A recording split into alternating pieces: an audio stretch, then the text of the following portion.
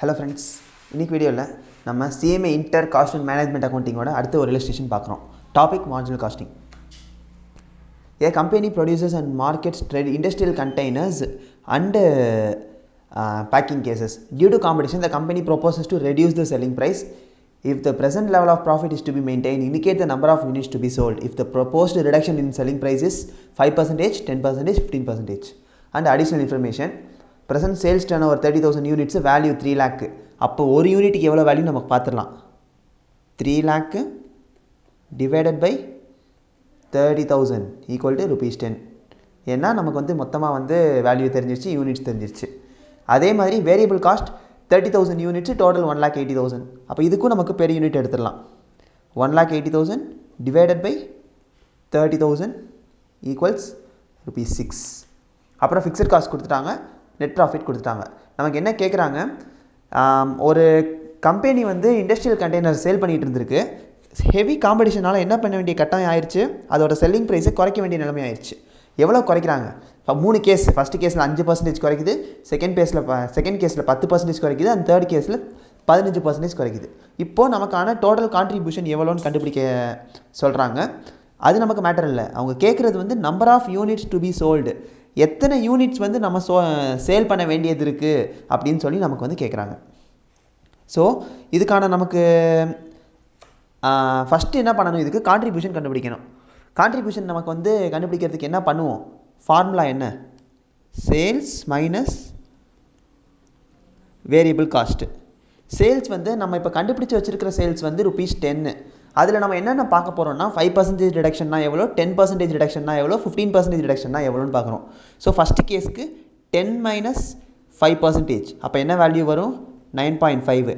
அடுத்த கேஸுக்கு 10 மைனஸ் 10%, இதோட வேல்யூ 9. அதுதான் நமக்கான 3 செல்லிங் ப்ரைஸ், 9.5, 9 அண்ட் 8.5.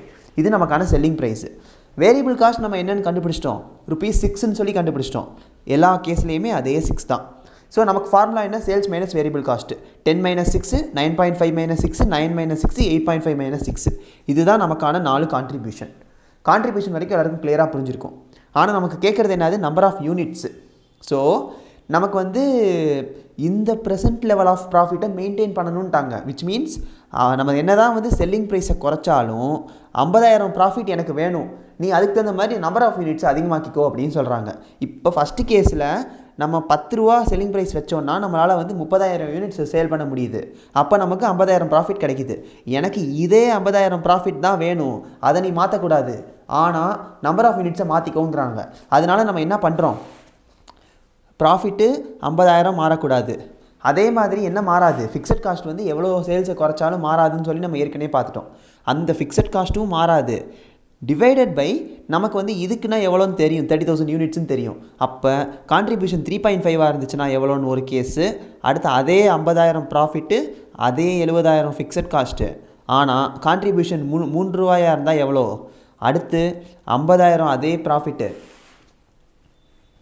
அதே 70,000 ஃபிக்ஸட் காஸ்ட்டு, நமக்கான கான்ட்ரிபியூஷன் 2.5 இருந்தால் எவ்வளோ, இப்படின்னு சொல்லி நம்ம 3 கேஸ்லேயும் நம்பர் ஆஃப் யூனிட்ஸ் கண்டுபிடிக்கணும். இதுதான் வந்து அடுத்த டைப் ஆஃப் ப்ராப்ளம். இதுதான் வந்து அந்த டிசையர்டு ப்ராஃபிட்டுங்கிறத வச்சு கண்டுபிடிக்கிறது. ப்ராஃபிட் மாறக்கூடாது, ஃபிக்ஸட் காஸ்ட்டும் மாறாது. அப்போது கான்ட்ரிபியூஷன் சேஞ்ச் ஆகிறதுனால நம்பர் ஆஃப் யூனிட்ஸ் எவ்வளோ சேஞ்ச் ஆகுது அப்படின்னு சொல்கிறது தான் வந்து அடுத்த type of marginal costing problem. நமக்கு இதோட வந்து மார்ஜினல் காஸ்டிங்கான மெஜாரிட்டி ப்ராப்ளம்ஸ் முடியுது. வேறு ஏதாச்சும் சின்ன பர்டிகுலராக இந்த ப்ராப்ளம் டவுட்டாக இருக்குது அப்படின்னு சொல்லி கேட்டிங்கன்னா கமெண்ட்ஸில் மென்ஷன் பண்ணுங்கள், அதையும் நான் ஒர்க் அவுட் பண்ணி போடுறேன். நெக்ஸ்ட் வீடியோவில் நம்ம ட்ரான்ஸ்ஃபர் ப்ரைஸிங் அப்படின்னா என்ன அப்படின்னு பார்த்து அதில் 2-3 சின்ன சம்ஸ் ஒர்க் அவுட் பண்ணுவோம். இது வரைக்கும் ஏதாச்சும் டவுட்ஸ் இருக்குன்னா கமெண்ட்ஸில் கேளுங்க. தேங்க்யூ.